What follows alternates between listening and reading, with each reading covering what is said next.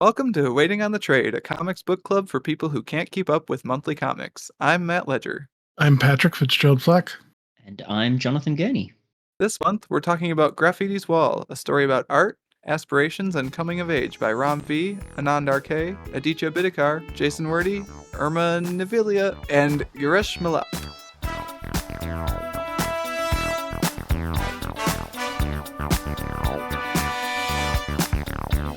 Now, in case you need a refresher, Graffity's Wall follows four young adults, Suresh, Jay, Chasma, and Saira, as they navigate living and striving on the fringes of Mumbai. As each attempts to achieve their artistic dreams, they must make choices that will define the type of adults they will become. Jana, welcome back. Thanks, Matt. Yeah, no, great to be back. Always love being invited to come on the podcast. I think if anybody is listening that has been invited and they've perhaps been a bit nervous to do it, I would encourage you to. Matt and Patrick do a fantastic job of making you feel very welcome and making it very easy to talk about the book that will be discussed. I appreciate that plug. It was unprompted. I It's swear. surprising. I'm surprised by it. No, it's there on the script that you sent me. Oh shit! Oh, no. No, I always appreciate having you on. The time zone difference, I always have to like double check it, and then daylight saving time got me on this one, so I had to like triple check it because it was 14 hours difference, and that was only 13. It's been a bit of a week here in America. Very thoughtless. Yeah, very thoughtless to not to live so far apart, I think. Yeah, I mean that's true too. I don't know how we fix that given Yeah. the current reality of the situation, but we should try sometime to fix that. I think so. Yeah, I think let's let AI have a crack at it and see what it comes up with. But I think in the same way, what would be to bring it to the book is that there are some examples of that kind of thinking in this book, of that kind of thoughtlessness when it comes to the people that perhaps those decisions would affect. So, Jano, what are you thinking about specifically? It was like the slums being torn down, right? Yes, absolutely, Pat. I'm so glad that you picked up on that. So, I don't think it's getting too far ahead of the discussion, but in the very first chapter of this book, we see a bureaucratic decision that essentially strips potentially hundreds or even thousands of people from their homes, simply due to convenience or for land development. And putting a hotel there, right? Is that what? Yeah. The ending of this comic made me so sad. Yeah. Yep.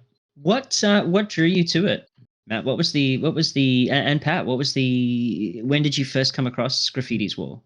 So yeah, this is usually actually the part where I ask the guest, like, "Hey, what made you want to talk about this book?" Uno But I made us reverse. talk about this book this time. Sort of, at least. You had like a 50-50 choice between this and Murder Falcon, which I would love to talk about Murder Falcon sometime too. But Absolutely. I decided to send you both those books because I know that like getting comics, especially physical comics, can be difficult in Australia, especially like outside of the main cities. And so when I wanted to send you a couple books for Christmas last year, I knew I wanted to send you like some like kind of artistic stuff like by up and coming or like modern creators that I figured you probably hadn't really seen anything from that I knew I like. And also really wanted to prioritize giving you books that were like complete packages in one book. So like you don't have to go pick up volume 2 of Graffity's Wall or Murder Falcon or whatever. Like you get the book and it's a whole story in the book. So I chose Graffity's Wall because Ram V is like probably one of my favorite current writers going.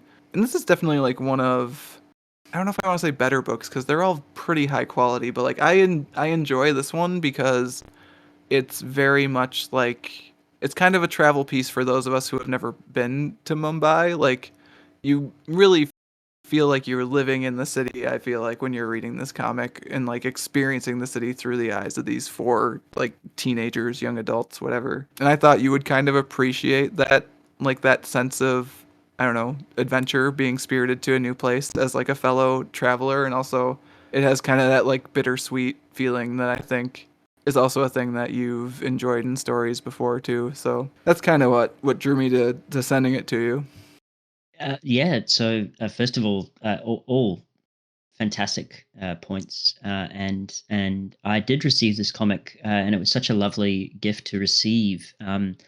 And so to put it in the context of when I received this, I'd actually just returned from Zimbabwe. I'd been visiting my family there. I hadn't seen them for about 10 years. I hadn't been home for about 10 years, so I went on a very brief 2 week trip there, and then came back. I was exhausted, mentally, physically, shattered into pieces by just the as you've touched on, the bittersweet feeling of travel and of going to a place that perhaps once was home. And so this receiving this gift and this package, and then getting to read Graffiti's Wall, it was really just the timing of it and everything was couldn't have been better. Um, yeah, it was fantastic. Yeah, man, I can't imagine like 2 weeks is like not. It's like I mean, I'm sure it was like a lot of time while you were there, and like it was very impactful, and like you got to do a lot of very cool things and see your family, right? But like it's also like it's such a small amount of time when you haven't been there in 10 years. I'm sure by the end of that trip you were exhausted trying to fit everything in. That is, yeah, exactly right. And it is. I think we've talked about this about other books, but I think Graffiti's Wall, it's quite relevant to talk about how, particularly in what we've just talked about, the destruction of the slums, is how your attachment to place, or your sense of place, of home, it doesn't necessarily match up with the reality when you return, and the difficulties of I guess trying to superimpose your memories over the new reality of a place, is always challenging. And I think that's the one thing that strikes me about Graffiti's Wall is it we see a lot of that in the way people talk. Some of the characters' family talk about life, and how it has changed them, and how they remember certain things, and how those memories, affect their feelings to each other, was very powerful. Yeah. Yeah, I mean, we get that at certain points through the book. Like we get it with Suresh's father, who I think has like one of the most heartbreaking lines in the book, which is I'm scrolling down to get it. Don't dream so much; it's painful to watch. Just like God, Mhm. that's such a heartbreaker of a Mm, line. mhm, But like, mhm. you also get it kind of in the epilogue too, right? Like the epilogue, which I don't know, I couldn't find anything about because this is like the quote unquote expanded edition. I've never seen the original edition. This is the edition I found in the library in Minnesota in the first place when I found this book. Like, I don't know if the epilogue is new for this edition or not. I know some of the stuff in the back definitely is, but the epilogue talks about kind of just like that sort of feeling you're talking about, Jono, of like having a place and a moment that you can never quite get back to. It's never quite the same. Like those four people, like Jay's on the run, like Chasma has moved to Delhi, I think, and is writing books there, and like doesn't want to talk to Syra because he doesn't want to ruin the like summer that they had together. Yeah, yeah. Matt, how'd you like the book? No, I That was liked going to it. be my next question. Oh, there we go. Yeah, no, I enjoyed it. I think the major pull for me, obviously, was the art, and just the details that were put into it is sort of crazy at times. The amount of Yeah, like intricate little that's what things. I really appreciate about this book is just it feels like everyone is pulling in the same direction and it makes something that's greater than any of them could make by themselves. Like, I mean, Kieran Gillen, which apparently we only talk about Kieran Gillen or I Kieran was like, Gillen gosh in dang it, books. Kieran, why are you doing this for I this? completely forgot that he had done the introduction to this when Can't I escape like was like, him. "Oh, we'll do this, blah blah blah." But like he's not wrong also at the introduction when he's talking about like how much like the lettering aids the art. Like the lettering feels like it's a natural extension of the art even though that's two separate people and like I'm not sure who colored what, but like the colors are like they pop so hard and like they do so much to set the atmosphere of the book and like go along with the energy of the art, which is like exploding out of the panels at times or like has really good like four beats on the rap songs. Like there's so much stuff just working in this and it's all working in the same direction too, which I think makes it worth discussing. Absolutely, the panels, the art seems to move panel to panel, like it feels. like you're almost seeing past the panel and into Mumbai, or at least this you're seeing the interpretation of Mumbai, and the coloring and I mean, I don't know I don't have the language to speak about the art, but it feels kinetic at times. Like it feels like there's real movement happening page to page, and it's really unlike anything I think I've read in the comic space. Yeah, kinetic is actually the word I lean on a lot for describing like this like style or like yeah, I guess style is right, where like you can kind of feel the motion from panel to panel to page to page. Like I also sometimes feel like I don't quite have the language when I'm writing like the blog posts for the blog too, and when I find something like this, like I'm looking right now at Suresh shaking that graffiti can for the first time and the rattle rattle there, and like I would definitely lean on the word kinetic for that also. But I just Mhm. there's it also feels kind of it's like both tight and expansive, which I think is a really nice way to convey a city feeling. Like the panel borders kind of keep it tight, but the panels themselves have like bustling and energy and stuff. So I think that's a really good way to represent a city also because it is demarcated by borders and streets and blah blah blah, but it's full of activity And walls, lots of walls, and walls, yeah. both physical and metaphorical. Societal, yeah. Yeah, yeah, and an interesting kind of theme throughout as well. Is that it's not just although the eponymous character's wall is very important to the story, but more as I feel like a framing device than any kind of I think the walls that we see in other parts of the story are equally threatening and equally important. Pat, if I can return to your question though, what made you choose this one over Murder Falcon? Because I think we were sort of umming and ahhing between those two, Yeah, and I think it was I a let Pat fantastic decide choice. Yeah. actually. Oh, I was deciding that. Oh man. I mean, at the time when I was reviewing both of them, I guess just the tone and just the beauty of the art of Graffiti's Wall drew me in more than the brash nature of Murder Falcon. Which is, I think, exactly what I expected when I gave you the choice, honestly. I was like, I'm going to give Pat this choice. He's going to say that both look good, but he wants to do Graffiti's Wall, which is exactly what you said. Yeah. Um, and exactly kind of what I expected. And I don't like, I think for the three of us, I don't know. I mean, we'd have a good time discussing Murder Falcon too, but like, Yeah. I think it's probably the right choice. I don't know. 100% agree. No, no, no. I think I mean we would have had an equally good time discussing Murder Falcon, no doubt. But I think this is how to put it. This is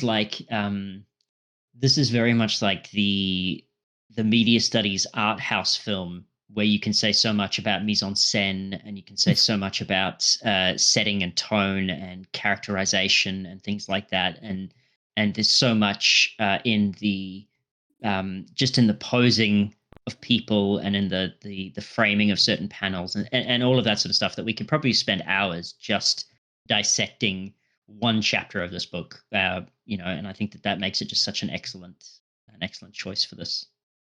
Yeah, I had a similar thing written in my notes actually, where it very much feels like you went to a film festival and you saw like a very good like indie film that someone made, and you walk out of it and you have so much that you kind of like want to unpack and discuss. And like, it's not, I don't know, it's not like a revolutionary story, right? Like it's a No. kids run into Definitely, yeah. problems while trying to achieve their artistic dreams story, and like that's been done, but like it's done very well, and it's like Yeah, I would agree. Mm. I think that's the only detriment I would give it is that the story, while conveyed uniquely, is one that I've read or watched previously for sure that have Yeah. similar, even like the time with like a drug connection and stealing money from the drug lord yeah. and the Yeah. repercussions of that. And again, That I Yeah. think similar The tones. Yeah. it's yeah. definitely like the exceptional execution that pushes it over the line to me into like a book that I am happy that I've read twice and will probably read again at some point. Like I actually checked out another copy from the library here and I'm like, I really need to just buy this goddamn book for myself. The Gotta put it digital on the copy is shelf. not bad. Yeah, I mean, I would imagine. Yeah, the colors are probably great on a screen, actually. Mm. Yeah. Yeah, I think to your point, I think this is not a unique story or a new story, but I guess no story. It's very rare to find a story that's entirely new, um, and that's where having the execution that Graffiti's World has, the confidence with which it tells its story, and the way in which the art works with it is where it's really strong. I think for people listening, this is essentially a coming of age story. I think that's fair to say. Yeah. Where each chapter we're sort of introduced to, or not necessarily introduced, but we see more of Mumbai through the eyes of another character. So in chapter one, we have Graffiti or Suresh, and we see the world in which he and his friends inhabit. And then in chapter two, we sort of explore the seedier side of that with Jayesh, who's Jay, who's kind of playing off between working for a drug lord and trying to achieve his own dreams, but also while protecting his grandmother, I believe. And then in chapter three, which I think was my favorite chapter, and I'd be really interested to hear your favorites, we've got Chasma, who's come to Mumbai to study, but he's also he seems to be searching for more than that. And then in chapter four, kind of there's the chapter four. I'll cover chapter four later. I think we'll all talk about it in much more detail. But that's sort of the where the incident that is the narrative conclusion, so to speak, happens, and then we get the epilogue. Yeah, chapter 4 is weird to me in that like it's Graffiti's chapter again, right? Like from narration at least, like and a decent amount of it's about Chasma and like it's kind of supposed to be quote unquote Cyro's chapter. So like that one's Mm, weird to me. Like I understand why it is the way it is, but at the same time I wonder if like there's another version of that existed at some point that was like more Cyro's chapter where we actually follow her in the same way like we follow Jay through like his entire day during his chapter, right? And like same thing with Graffiti and like more absolutely. time passes in the fourth chapter, so like you can't really do that maybe. I don't know. Like it's interesting. It's an interesting choice. I don't want to like go further than that, I guess. I don't want to say it's like a I'm wondering whether it does a disservice to her character, I guess, to not have a quote unquote chapter to herself. But I don't think it does. I think it's fine. I was wondering if you Well, guys Saira were is an thinking about interesting that. character because she pops up in every chapter, doesn't she? Does she? Does she pop up in chapter one? I don't think she I pops know up in she chapter pops up. 2 actually. I Or no, thought she I is thought in she was in chapter 2. chapter She's not in two chapter when 1. You're right. Yeah, you're yeah, Yeah. correct. yeah. And it's I do agree with you. I would have enjoyed a chapter seeing Mumbai in Cyrus' experience, and potentially then having a chapter five that kind of tied chapters one through four together in the way that chapter four currently does. Yeah, that But sort of would be more I don't know, like structure like parallel structurally correct, I feel like. I don't know that it needs it, but it felt a little like it felt weird a little bit. yeah, And I guess while we're talking about the story like being quote unquote nothing new, I think it is worth mentioning that like in American comics especially for like the comic to be set in Mumbai and talking about like the lived experience of Indian people is like worth like that's not a thing that happens all the time and it's something that I was reading various essays about the comic, either like reviews or interviews with Ram V, and a critic that Cal and I both read fairly frequently, Ritesh Babu. And again, I might have killed that name, and I apologize. Basically, wrote an essay that was a lot of just like how much it felt like how gratified they felt just to be seen and like for their like for to see themselves in a comic. So I guess I don't want to like discount that too when we're saying like it's nothing new. Like for some people, it's something they've been waiting a while for, and like yes, it's the same story, but the approach and the specifics really matter. So it's worth pointing that out too, True. I guess. Definitely. And I think we would be doing a disservice to not speak about the fifth character, which is Mumbai. Like Mumbai is so much of the story. The life and bustle that we see in every panel, it makes you want to visit Mumbai. It makes you feel like there is this melting pot of culture and community and things like that. And it really was a fantastic setting for the story. Like I think even if you'd had the same quality of art and writing and everything, and you had it set in just your typical an Australian city or an American city, I don't think it would have the impact that Yeah, definitely Mumbai wouldn't be the has. same. Yeah, yeah. And I think a lot of that comes from at least part of the creative team having lived and been there for a large portion of their lives also. Mm, The mm. first 2 pages, like the establishing shots of the city and like the specific pieces chosen to show us like, hey, this is what this city is like. It's like here's the subway, here's this cathedral with the scaffolding on it for construction or renovations. The weird little motorbike with milk cans rattling, like the one I actually really like the most, I think, is the like kind of dramatic sunlight lighting on the oh god, those streets. There's so many places you go and you drive and you're just like, I don't understand how people don't die here every Yeah. day. And this feels like it would be one. Korea was less so like that, but every once in a while. Yeah. Yeah, those 2 opening pages really again know what they're doing, and like they're such a great establishing shot of the city that we're then like dropped into and we see various corners of through our characters' eyes. Even when you get to Chasma's thing and you get to see the university looks just so beautiful. Almost an anachronism in the busyness of the Mumbai streets, if that makes sense. Like this sort of Yeah, kind of like almost. quote unquote Well, I mean, it's classical structure. precisely. And also, but I think I liked that.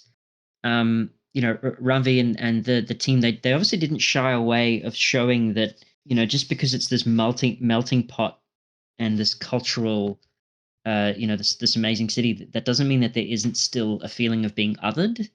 Because I think Chasma certainly faces that, in that, he feels very, because of his racial heritage, he's othered in the city of Mumbai by people, and I think, it's a very interesting kind of dynamic, because I think it's a very Western sort of thing to be like, oh well, everybody is always welcome until they come to America or till they come to Australia, and it's like, oh, actually, other cities have their own tensions when it comes to stuff like that, and it's very interesting to see that explored. Yeah, I think in one of the interviews I read, Rambi was talking about how there is just like this sort of, and I might not get this exactly right, but I'll link to the interview too. But like there is this sort of like you were describing, Jono, like a tension between Indian people and like Chinese people that have lived in India for like a very long, like there's a long history of this. Like it's not like a, Mhm. I don't know, it's not like an uncommon thing, but like especially, I don't know if it's especially recently, but like it's a thing where like those tensions that have come to a head in a way we see in Chasma's chapter here a little bit, and also there's a section in Many Deaths of Layla Starr, which is also set in Mumbai and by Ramvi, where like those tensions are sort of tackled head on a little bit, and it's like again something that you might not expect to see in a book where you're visiting a new place. Like I think feel like a lot of times people who want to show off the city they live in want to only show off the good parts too. Maybe not writers so Mhm. much, because writers kind of observe things and like see good and bad and want to tell you about all of it, but I feel like very often people are like, "Oh, look, this city is great." Like if you see it in a movie or something, you're like, "Oh, oh, cool. What a fun Yeah. city." We don't expect to see the immigrant experience that we've sort of seen in other films in Western media, to be sort of to have the immigrant experience to be actually be quite similar in a place like Mumbai. I guess we Yeah. would expect that there'd be more tolerance or acceptance, and it's like, oh, actually, those tensions exist everywhere in the world. They might be handled slightly differently, and they might appear differently, but ultimately, that's something that everybody grapples with People are wherever they go people, in the yeah. world. So, Jono, you said you gravitated towards Chasma's chapter being your favorite. I see what you did there, Matt. We do this once a month, and we've been doing it for years. So every once in a while, I get a good one. Look, yes, I did. I thought. I mean, it's probably the one that I've written the most about in my notes. And that's not to say I certainly didn't enjoy chapters 1 and 2, or even chapter 3. Chasma just had a little bit more optimism. I think, even though he was facing a lot of tension and things like that, he still, there's a great line. What does he say? I am a part of the taste of Mumbai, when he talks about, and that's obviously relating to a conversation he has with somebody at his job, about, what was it, the American chop suey? American Is that chop what he suey, calls it? yeah. Which I really like that page where he's Yeah, taught. Like, I think that's a great description of how cities function, actually. yeah, exactly. And I think Chasma's unwillingness to, what does he say? I look at rejection in both as evidence of effort. Um, Which is such a writer thing to say. yeah, but I think, I think of the artists that we're presented with in the book, because each character is an artist, Yep. in their own right. Like, Graffiti, or Suresh, he obviously is a graffiti artist, and an amazing one. Jay wants to be a rapper, and I think he obviously has the, I think he's got the experience and, unfortunately, the pain and perhaps the talent that he could transmute that into, a very successful career. Um, Chasma wants to be a writer, and Sayra wants to be an actress or an actor. But I think Chasma is the one who perhaps realizes that ultimately, once you've handed your art off to somebody, so once he's given somebody a letter that he's written, he no longer has control of that art. It becomes, what they do with it is no longer his responsibility, if that makes sense. So he can't control it, and he understands the ephemeral nature of it. And I thought that was quite powerful. Yeah, I mean, I think Graffiti at least might understand that too, with the line about you can paint over it, but you can't unsee it. Like the fact that you've sort of, I don't know, altered someone's outlook on life at least somewhat somehow via your art. Oh, Like it's a similar yeah, I thought think at that's very least. true. Yeah, Yeah, I yeah, think they're like, I mean, definitely we're told that Chasma is the most optimistic one, even though he's actually like one of the ones who's gonna bail on the city for a little bit there. but sometimes that's the healthy way to deal with something, right? Is to remove yourself from the situation. I think Yeah. that's sort of, the yeah, like accepting that you can't change it, and so perhaps the best way is to give yourself some distance. Yep. Have done it. Have been on both Yeah, sides of that yeah. one. And yeah, it's like it's interesting as like because he does eventually succeed, so that's nice, right? But Yeah, absolutely. But the J, we don't know. Um, and Syra, maybe. kind of like was in a Maybe. commercial Yeah. once at least. Seems Maybe like was in a no, commercial. Yeah. honestly. So that's I mean that's a 50% success rate assuming Graffiti is like teaching about art at the end, which is kind of what I assumed was happening there. Yeah, I think so. Uh, yeah, I would agree. 50%'s not bad, I guess. Jay's who knows where Jay is though. Yeah, because Jay, I guess, yeah, Mario, just Jay's boss, just straight up seems like an evil guy. Like, I Yes. don't see anything redeeming about There Mario. Um, are like I was trying to decide this today. I was thinking about this like are there good adults in this book? There's Jay's grandma, kind Yeah. of, and mhm. maybe there's Graffiti's mom, maybe. Yeah. Yeah. I Well, don't even I know if don't. I And would the I don't know that his dad was a them. bad person. and the chef at Told you to Dragon Walk. Yes. give up on your dreams, kid. Is what his dad said to him. I I don't think mean, that he was saying that because he didn't think that his son had talent. I think he was more just concerned that, and as the book goes on, perhaps rightly so, is that sometimes didn't the sorry, carry on. didn't the didn't the dad say that he came to Mumbai with a dream and it was Yeah, crushed he out was of him? also like a failed artist, right? Was So I think it was he? Yeah, harsh, but I think it probably came from a place that he didn't want to see the same. Like it yeah, destroyed him, and he doesn't want to see his son, who obviously has some talents, also get crushed by Yeah. because he Mumbai. says nothing is made here in this place, not anymore. Everything is manufactured. Everything is bought and sold. You understand? And I guess that's a warning about the nature of creativity as well. I don't think what he did was pretty rough, but I think he did it out of concern for his son. I don't Yeah, know. I think it's more like a. I'm trying to think of the right word. Like Though at a the end, he does sort of transposition thing. blame Graffiti by saying, "We all have to Yeah, make you have to sacrifices, make especially sacrifices, if you especially have with kids, kids." right? Like yeah, he's that forcing part. That his was a Yeah. little much. he's forcing his experience onto his kid and saying, "Hey, you aren't gonna make it. I didn't make it." And that sucks. Yeah, Like I'm sorry, that just plain sucks. That's no good. yeah. Like there aren't Um, other like so there's him, there's Mario who like straight up evil guy. Like yeah. Mario is almost a cartoon villain in this book, and I don't mean that to be reductive about the characterization. I think that they make him feel very threatening, right up until he's not. But yeah, straight up cartoon villain.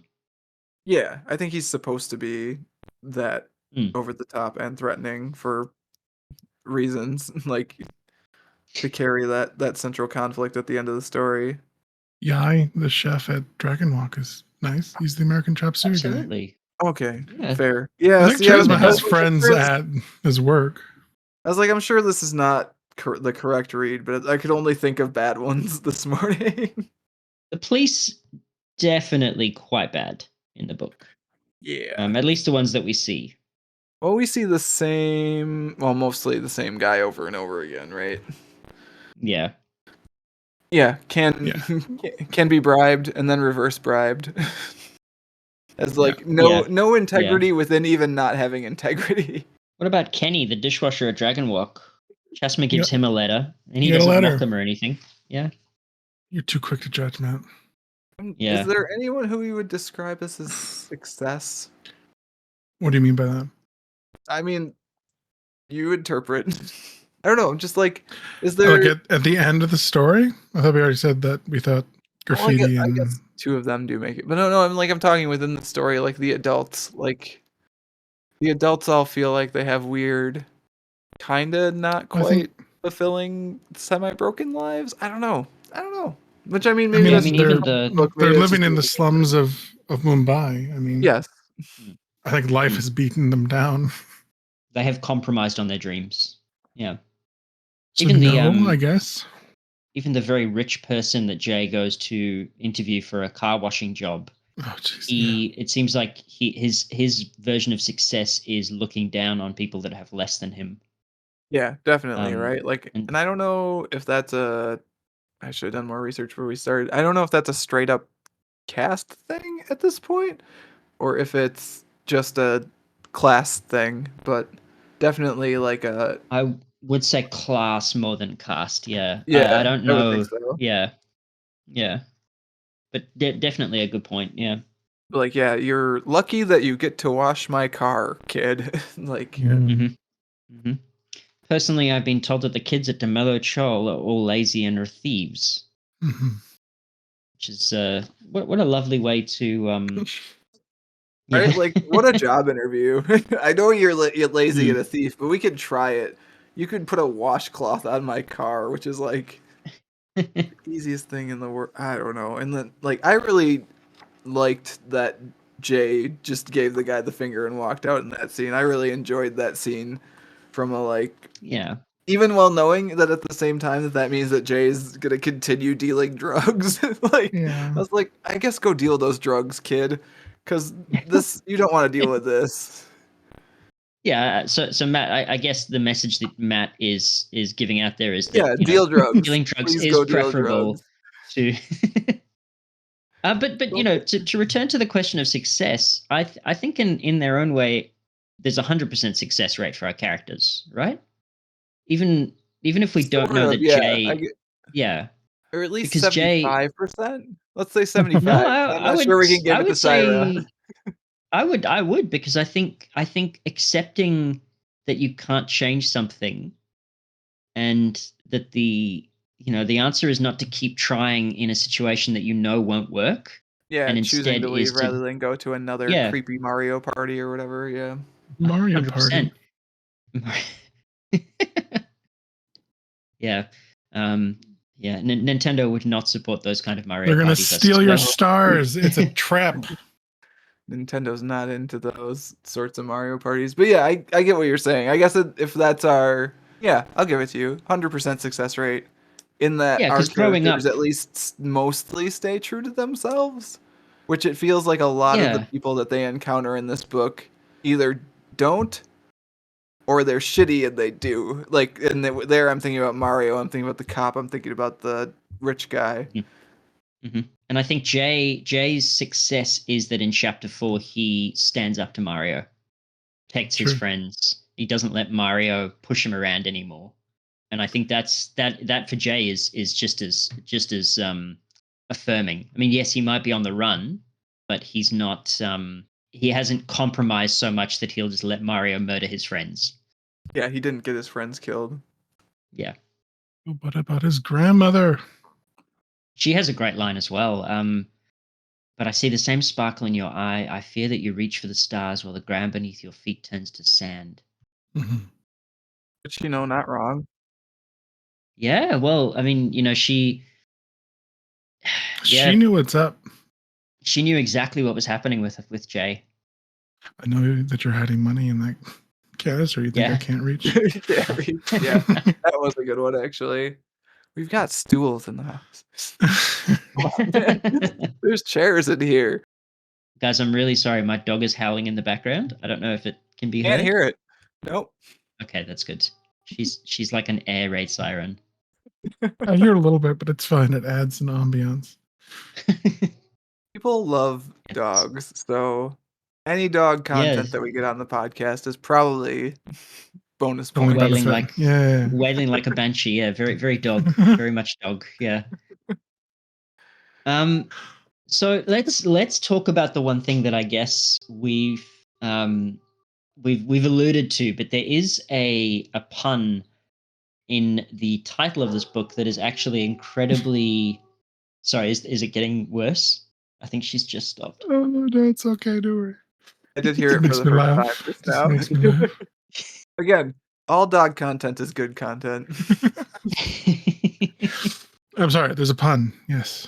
Yeah, well, there's a pun that I think that made this book potentially that made it feel very real to me, certainly, and I would be very interested to hear your perspectives on this particular experience. But obviously, the pun of graffiti or gravity, Mm. um, and I think we see in the book is that there's this intense gravity that draws friends together. As the summer goes on, we see that gravity like get stronger and stronger as even as it weakens for other connections in their life. Like we see Jay pulling away from his family and potentially from opportunities that he has, and the same with Suresh, and the same with Chasma and Saira. Even the gravity that was keeping her with Mario weakens and it intensifies as these four form this kind of nucleus. And then there's the event in chapter 4 that sort of the critical mass has been reached and the event happens and it blows them apart, and the gravity cannot recapture them. They never see each other again. And I think that in terms of a coming of age experience, that felt very real to me, for the reason that when I was when we first met, actually, Matt, that summer, that semester in Australia, in Murdoch, where that was where I met you, Kat, Brittany, Andy, Sherry, Josh, Callum, Cato, all of these people, and we were pulled together and there was this just absolutely amazing time. And then it wasn't that the gravity weakened, but in many ways it had to, because there was only a finite amount of time that something like that could happen, and then again, apart to different parts of the world. And that there's that sensation of time running out. I don't know if that's a fair way of describing it, but like in that particular age, you feel like you've got this unbound potential within you, and you only have a finite amount of time to figure out where you're actually going to put that effort, and then you blink and suddenly it's been more than 10 years since then. Yeah, And roughly the world has 15. changed significantly. Yeah, exactly. Yeah. So I don't know, have you guys had that similar experience? I was actually thinking along similar lines about that sort of like summer in Australia too. Like that's definitely one of those moments for me where everything kind of coalesced. You meet a whole bunch of new people all at once, and like some of them stick, and there's like a glue between you, and like you become a group, and you do a bunch of cool things together, make some cool shit here and there too. And then like you said, it wasn't really. It kind of did feel like time running out because like there's like a hard deadline on it, right? Like most of us were like Mhm, going back to America that had come there to study abroad, at least from Eau Claire. mhm, And so yeah, it was one of those bittersweet moments in sort of the same way of like it's unrecapturable in a way. Like whenever we all see each other again, like it's great, it's wonderful, it's almost mhm, as good mhm. as seeing each other for the first time. But like the actual first bit where, especially with like the youthful optimism and energy, and like that was the first time I'd ever been on an airplane was to go to Australia, which my wife Wow. Kat gives me shit about all the time. um, so like yeah, there was like it feels like one of those magical moments in like the same way that this book kind of does in a way, although this one's a little bit more bittersweet. I didn't deal any drugs in Australia, I promise. That you know of, Um, yeah. that I know of, yeah, who knows? But yeah, that's definitely one for me. I've had others too, like a lot of my time at Eau Claire also the same way. I think Pat Mhm. probably feels the same. There was the summer that Pat and Mike and I, or no, there was a year that Pat and Mike and I lived together in Madison too, and I think that's got a similar sort of energy to it. Yeah, But for sure. Pat, Is my time. I don't know. yes, I guess just stereotypically like the high school experience, right? You build up people you've been if you've lived in the same place all your life. You've been with these people for 12 plus years, right? Like you see them more than you see your family. Like it's crazy. yeah, And then Yeah, after yeah. graduating, some of them you'll never see again. I think lots of people go through that, right? It's just the high school experience. I mean, Yeah. I was just talking to our friend Melissa, Pat, like Yeah. via text message today, because Melissa's having a kid with her wife. Um, That's so them, fantastic. so Oh, them. congratulations, Melissa. But like I had sent some books because they're having a baby shower, so I just sent some books over, like some kids' books, and was like talking to Melissa. And I think it's the first time I've talked to Melissa in it must be months. And Right? like I used to talk to Melissa every day. Yeah. Like theater was such a big part of my high school experience, and that really like knits you really tight. Theater kids, it's a trope for a reason. Yeah. And yeah, after graduating, most, if not all of those, like if you don't stay on it, they certainly go by fast. Yeah, I feel like Yeah. people under or don't talk to you about. I feel I've got a whole series of like things that people don't talk to you about that they should when you're younger, and this is one of them actually. Like how much effort it takes to Maintenance. maintain Yeah. friendships. Yeah, Like yeah, like definitely. there's definitely stuff you have to put into it. Like it's part of the reason we do the podcast at all is Mm, because we started Battlestar Bros kind of because I was moving to California and I wanted to make sure I had yep. a reason to like check in with Mhm. you, Pat, and Mike regularly. And so we did the Battlestar Bros thing. And I was like, okay, well, we ended that. I'd still like to do something. They're still over here often wherever. Like I'd like to do Yeah. something, and I'd like to maybe even bring more people in. So like we started doing this. Yeah, maintenance of friendships is just like people underestimate it a lot, I think. Like it takes a decent amount of work if you're not literally like down the street from each other or whatever. For sure. But I mean, and people have their own lives that start like they have relationships and then kids. Yeah, It's I just mean, we like talked about kids Mhm. earlier in the book, The Sacrifices You Must Make. the time you have to spend with your friends is just you don't have it. So it's harder to And yeah, I mean, for a few years, I actually was not allowed to leave Australia. Like Yeah. I was yeah. not. I had a visa that prevented me from being like I had to get special dispensation to go to my own wedding in South Africa, and even that was kind of like a like I think that was a $200 application, I'm gonna say I and remember that being there was slightly there was tenuous like a also. risk. Yeah. Yeah. Oh, yeah. No, it was hugely like I had to go to court. It was a whole thing. But like and so that that experience was that there was all these amazing events happening for friends, and I couldn't go to them. And like that's another thing of like that gravity, that weakening gravity. When there's external factors, it really accelerates that feeling of being like you still pay attention to your friends' lives, but it's very hard to be part of them when you've got that. And I think Pat, what you said about you just drift apart is as that gravity weakens, everybody has their own orbit, and Mhm. it's a great deal of effort to make sure that your orbits still intersect, isn't it? Yeah, very much so. Yeah. I will say that initially I thought the Kieran Gillen introduction read of Graffiti being gravity was like, oh, that's probably not intentional.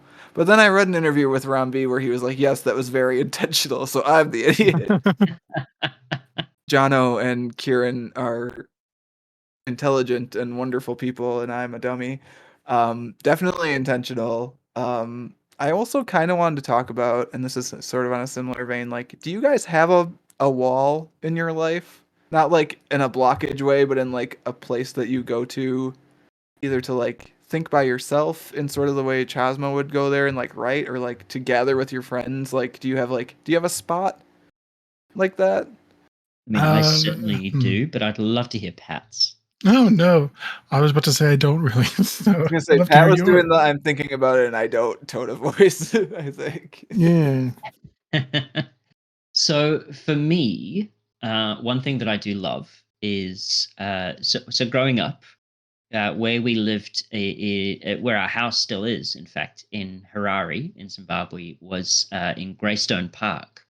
And Greystone Park had a nature reserve that was run by the Courtauld Trust. And it's still there, still exists, much to my delight when I went back. But it is essentially this beautiful nature park where you could just go for a walk. It's sort of slap bang in the middle of the suburbs. I think in America it would just be like a park, but we didn't really have such things. So it was this beautiful nature reserve, and I would go there as a child. I would walk the dog there. I would go there when I went through some very difficult times in high school and things like that. I would go there as well, and it was my sort of place to get away from everything. It was it was where I felt most connected to place. And so when we moved to Australia, I think the village kind of filled that void for me because there was so much to see and do around Murdoch. And when Cato and I were living together in, just down the road from Murdoch, it was still a very similar kind of experience. There was still lots of nature areas for me. And since moving to Albany, we've got Lake Seppings, which is where I regularly love to go for walks when I'm, sort of thinking about things, or it is nice exercise, but it's also just a fantastic place I find to just get out of my head, and just to appreciate things when not when anything too drastic, but just when you just need a bit of a break from things. That's Yeah. definitely my favorite. Oh, Yeah. sometimes you just want to be by yourself and think about stuff for a little bit, right? Like I feel like Yeah. the one I was thinking of is also kind of like a natural spot too. Um, when I was in college, there's like you'd go down the hill from the dorms. The dorms are at the top of this big hill. you would make like an immediate like left turn back around the back of the hill, and there was like a nature trail there, and you could like pop off the trail a little bit, and there was like a nice little overlook over the Eau Claire River that no one else really seemed to ever find or use. You had to like hop a fence and then go down a little hill to get there. And I would just like sit there between classes sometimes and either read stuff or just like sit and think. Similar sort of deal. I love that. Yeah. Pat, now that you've had a chance to think about it, is there a place that you'd like to visit or go that gives you a little bit of a break from things? Your wall, so to speak? Not especially. I sometimes reread books that I've enjoyed. It's sort of like coming back to a familiar space mentally, as opposed to that my I like that. It's sort of almost a memory palace kind of thing. Yeah. Yeah. Very nice. So is there a book that you would do you want to share, or is that something that's it's a little bit personal, the kind of the particular books that you like for those moments? No, it's okay. Wizard of Earthsea, Ursula Le Guin is a good one that I usually go back to and reread every once in a while. Always nice to have that sort of comfort literature. For sure. Wouldn't know anything about that. Stares at shelves of Batman comics. I actually, that's that probably not quite on the theme of what we've discussed, but I recently gave away my Spider-Man comics because I've been trying to make some space on the bookshelves, and I had 14 Ultimate Comic Spider-Man books, from when it started to quite far into the Miles Morales run. And just cleared that out and gave it to a friend's son, and he apparently read all of them in like a day. Oh, that's great. Yeah. But it was nice to be able to kind of hand that over and be like, I know that this is good media. This is something that once meant something quite a bit to me. Exactly. Precisely. Yeah. But that used to be my sort of comfort literature. Definitely was those the Spider-Man stories. I mean, another one is Dune. I've read Dune probably 3-4 times now. I can't believe that's your comfort literature. It's so good, Matt. The world building really is so good. It's been, and I'm so pissed at what they're doing with the movie. I'm so upset. We have a whole separate conversation about that. The summary version of which is, I think it's been how many years? Like close to 10 at this point, and I think Mike Drew still hasn't read Dune once. So there's that. Definitely need to do a podcast where we just read Dune once a month. Dune is so good. Yeah. Now here's a question for you, Pat. Pat, no, Sci-Fi Channel did a miniseries. It's the best adaptation. It is incredible. Oh my god, I'm so glad to hear somebody else say that. I used to feel like the miniseries was a fever dream that I'd had. But it is. No, it is. I'm with you. One of the best adaptations I've seen. It's so good. The movies are doing it so wrong. They had James McAvoy as the son, as the son, and he was incredible. Yeah, he was fantastic. Yeah, the first miniseries. Yeah. Yes, right. Yeah, yeah. No, that was such a good one. June is a great choice for that kind of, I guess, that wall that you can return to, and as the world and news around you, that it does change how you view the book. It's it really is. Yeah, there is certainly a lot to unpack in a Dune. That's for sure. Yeah. Do we feel that there was? Do you feel like there was? Because I think we've kind of not criticized the book by saying it's the story is familiar, because I don't think that's a criticism. But were there points in the book that you didn't like? Was there bits that stuck out where you were like, on the whole, I didn't like this part and I didn't like that part? The abrupt ending for me was that it was very abrupt. Yep. The gun goes off. There's a spray of red. We see that it isn't one of the kids that got shot, but a spray can. And then it just cuts. Mm-hmm. Like, Mario still has a gun. Did Jake kill Mario? Is that why he's on the run? Dead. That dude's he killed Mario, you think? Okay. That was what I took away. Yeah. He couldn't I have possibly definitely stuck around after how he'd stopped Mario. Yeah, I'm Didn't like say anything Yeah. about. 99% stopped sure that he's stopped dead. quite permanently. Yeah. Okay. Well, see, I don't know. There, it just ends, and all of a sudden it's an epilogue, and we find out that everyone went their separate ways, which is fine. But it was very like we built up these characters, and all of a sudden it's just like, and here we are, and it's not great for most of us. But what are you going to do? Also, the wall has been bought and used by the filthy rich for decorating their lobbies, and the public no longer gets to see the art that was made. I I mean, think at that least the that art is perhaps the survives. most There's pointed something. truth about it. Yeah. It's Yeah, because I think compromised, that but is it's the there. experience of I yeah. think I would rather That's it not exist than be used as a pretty thing in a lobby. You know, that just seems like, But I I don't think know, that's very true to the art experience, right? sure, It's it becomes a commodifying. luxury and Yeah. commodified. Yeah. I mean, we were even talking about before, like Chasma's acceptance of the fact that you make the art and you send it off into the world, and you don't really get to have control of it anymore after that, right? Like, we made Mm. the wall, we sent it off into the world, and now it's part of this luxury hotel. Which, Yeah. again, I'm kind of like, at least they didn't just knock it down. That's something. Yeah. Mm, I guess. We create I because we think your must, but we feelings are cannot valid, though, control Pat. once we've done it. It made me Yeah. very sad. It was a very sad ending for me. Yeah. Like, it'd be one thing if Suresh knew that his art still existed. He doesn't even know. He assumes I it's kind of gone. like that, actually, that he assumes it's gone. All right. But also that it doesn't really matter to him if it does or doesn't exist anymore, right? Because that was a completed work. Sure. Yeah, he Like made it. again, It he'd happened. put that out and that's done. Yeah. I don't know. It was an Yeah. interesting, like the last scene that we see. It's an interesting shot that the wall that encapsulated everything in the book Mhm. is now in this luxury hotel that no Like, one has context of it other than, oh, yeah, look, it like looks pretty. completely transformed out of context. Yes. Yeah, which I think there's a I don't know, I think there is a point to that, like we've been talking about of like It's like a depiction of the struggles of all these lower class kids struggling to make a living. It's just being usurped as a thing for it's rich people beautiful. We can use to it to make drink money. tea next Yeah, to. Yeah. exactly. We see the like the art that was so alive and was so relevant in these kids' lives. It's now put under lock and key. It's very much like a butterfly that's been pinned to a wall.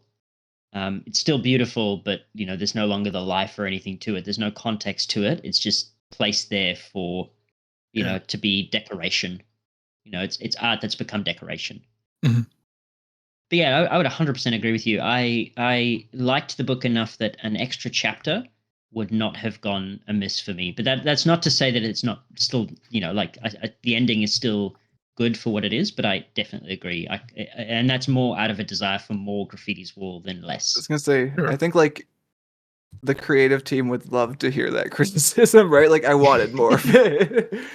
If that's the worst thing he has to say. That yeah, your book Yeah. succeeded. For me, like the only thing other than we kind of talked about how I semi-similarly felt like we were missing a Syra chapter, like a Syra focused chapter. At times the line work broke down a little bit for me and got too loose, like in certain scenes. Like I Sure. wrote down like an example of like in the scene where the cop like shakes Jay down for drugs after he leaves the hotel, like the cops like one of the cops' legs is like the size of a tree trunk and the other one's like a normal leg size. Like and none of it's jarring enough to take you out of the story, but it's just like I don't know. Part of it's just my personal preferences like for less looseness versus more looseness. Like I prefer tighter lines, I guess, and I think this book is loose on purpose in a lot of places, but there are places where it just like doesn't quite doesn't quite hang with like we're capturing an energy and it goes into like oh it's just loose like so that's a very minor criticism. I actually had like I was looking at the section of the notes where it's like, what are some of the comics' little points? And I was like, I'm gonna sit at this until I have at least a couple things to say. And that's about all I had is those two things. Sure. I think it's very valid. about the art. I think that's a very valid criticism because I think as much as it is beautiful, there are panels where it almost becomes confusing, and I think that's probably not the intent of the artist. I think, and that I think that's justified to sort of say that that didn't sit right with you because the art, the kinetic nature of the art, is there to service the story and to sort of make it feel like we're seeing it happen.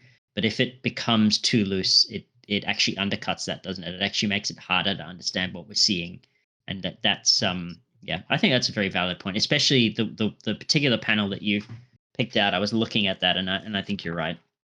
I mean, it's also not a, an important panel, right? Like if you're going to invest your time in doing detail, the scene of where he's exiting the hotel isn't a big one, right? Yeah, definitely. Like Mm. I agree.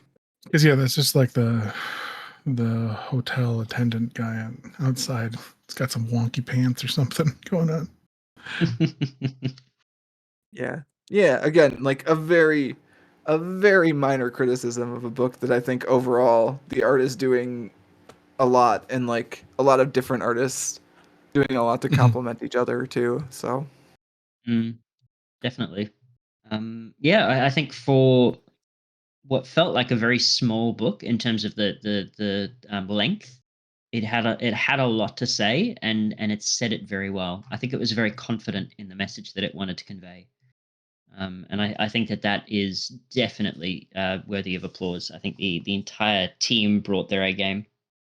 I think the last book that we've read that had this kind of confidence potentially in what it was trying to convey and what it was saying was probably Die. Mm. Just in terms of that was a great marriage of writing, art, uh, ink, lettering. All of it worked. Yeah, I would compare this to, I mean, ping pong, right, Matt? I would say this was on the yeah. same level. Yeah, at least close. Some people like ping pong more than others. That's okay. I mean, I don't know. Again, we had this discussion when we did the ranking, apples and oranges a little bit, but um, I think they're like this book definitely does a lot with the very like short amount of space that it's using, right? Like it's not a thick book. It's like roughly it's probably smaller than a normal trade collection. Like it's probably Yeah. smaller than like a six single issue collection, and like it does so much with like so little space.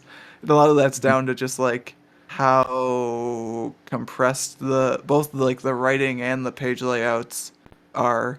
Like the story gets a lot done very quickly without seeming like it's just like rushing you along. Like it does it in a very methodical way, Mhm. which is very cool.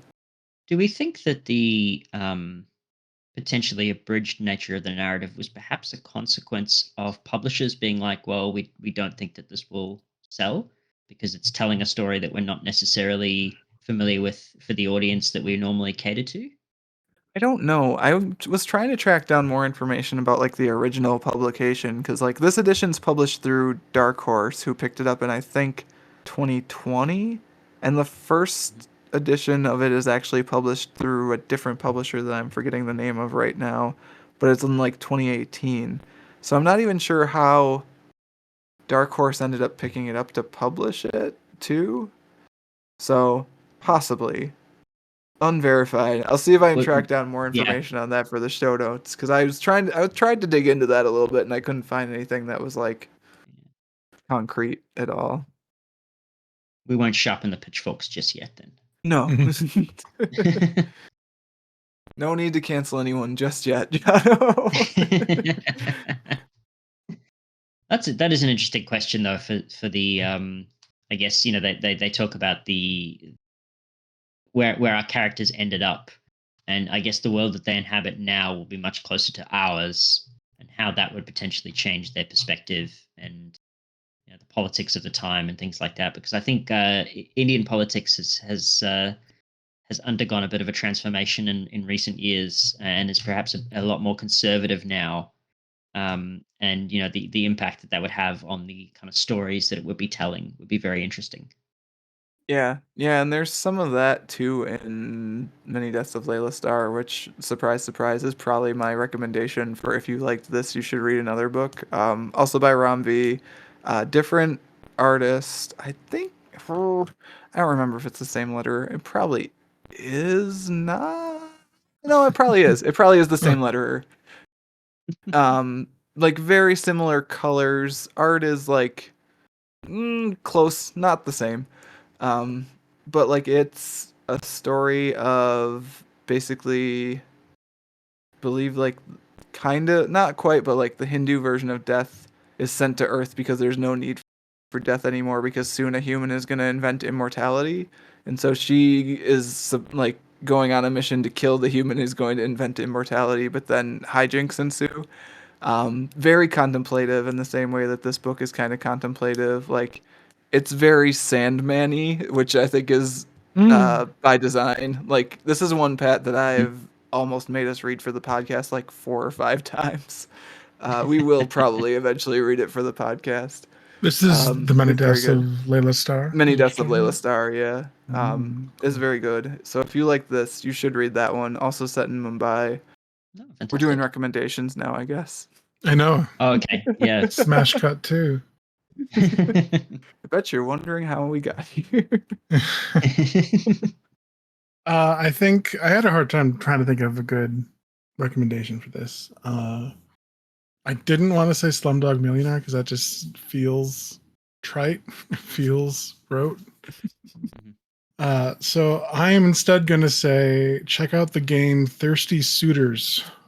It's Ah, basically an Asian, South Asian American. I just blanked on Matt. Seven Evil X's is from Scott Scott Pilgrim. Pilgrim? Scott Pilgrim. So Scott Pilgrim crossed with South Asian culture. It's about a young woman coming home from college and trying to put her life back together from all of her exes. And it's really fun, QT combat kind of stuff. And it's really great. And it really delves into like the family dynamics of the South Asian, like how important it is to respect your elders and that kind of stuff. And it was really good, really well done. So Thirsty Suitors, I recommend that. I have that on my to playlist, so that's great. That will probably move it right up to the top. Yeah. John, what you got? So I've broken mine down into comics, books, and video games. So for comics, comics, graphic novels, really. Day Tripper, I felt is another one from sort of covers meditate. It's very meditative in a very different way, I guess, on what it means to be alive. Does come at it from the approach of what it means to die as well.